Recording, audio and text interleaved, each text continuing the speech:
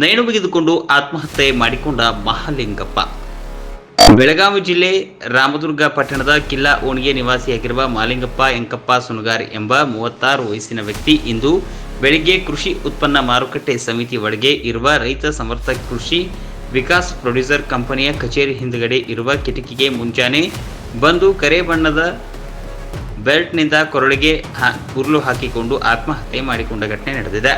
ಸ್ಥಳಕ್ಕೆ ಪೊಲೀಸರು ಬಂದು ಪರಿಶೀಲನೆ ಮಾಡಿಕೊಂಡು ಮಹಾಲಿಂಗಪ್ಪನ ಶವವನ್ನು ಸರ್ಕಾರಿ ಆಸ್ಪತ್ರೆಗೆ ಸಾಗಿಸಿದ್ದಾರೆ. ಮಹಾಲಿಂಗಪ್ಪ ಎಂಕಪ್ಪ ಸುನಗಾರ್ ಇವನ ಹೆಂಡತಿ ಮತ್ತು 4 ಜನ ಮಕ್ಕಳು ಕೂಡ ಇದ್ದಾರೆ.